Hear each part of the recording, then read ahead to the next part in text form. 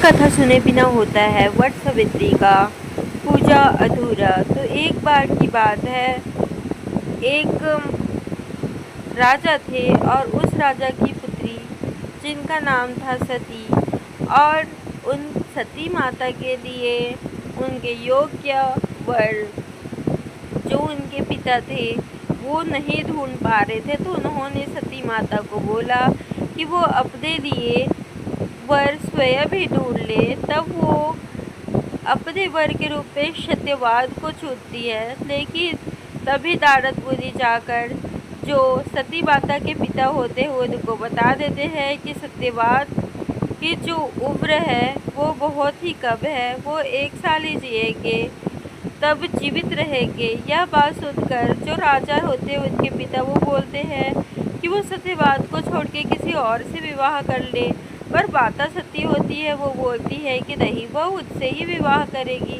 और उससे ही विवाह कर लेती है। इसके बाद वो जानते हुए भी कि उनके पति की मृत्यु हो जाएगी, वो एक भी क्षण अपने पति को नहीं छोड़ती है और अपने सास ससुर की भली भांति देख रेख करती है। उनके सास ससुर अंधे होते हैं, तो जब मृत्यु की समय आता है उसके 3 दिन पहले से ही जो सती माता होती है वो व्रत करना स्टार्ट कर देती है, मतलब आरंभ कर देती है। और ऐसा जब वो व्रत करती है उसे बता रहते हैं जिस प्रकार नारद मुनि और पितृ लोगों को भी शांति करने का वो कार्य करते रहती है। इसके पश्चात जब सत्यवाद की मृत्यु का वक्त आता है तब माता सती उनके साथ ही होती है, और वो जो सत्यवाद होते हैं वो वृक्ष के ऊपर चढ़े होते हैं। तभी क्या होता है, जो यमदेव होते हैं वो सत्यवाद के प्राण को हरने के लिए आते हैं। तो सत्यवाद के सिर में बहुत दर्द होता है और उनके प्राण निकाल के जब लेके जाते रहते हैं यम, तो जो माता सती होती वो उनके पीछे पीछे जाती है।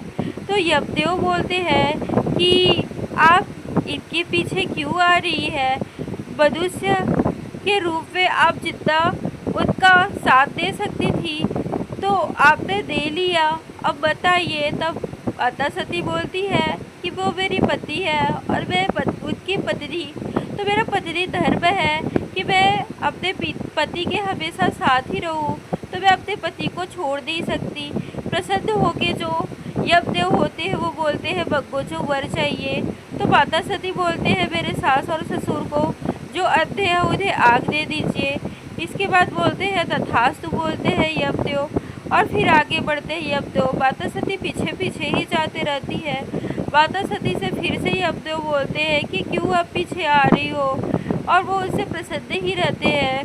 तो बोलते हैं आप दूसरा वर मांग लो, तो वो फिर दूसरा वर मांगते हैं कि उनके सास ससुर का जो राज्य है वो उनको मिल जाए।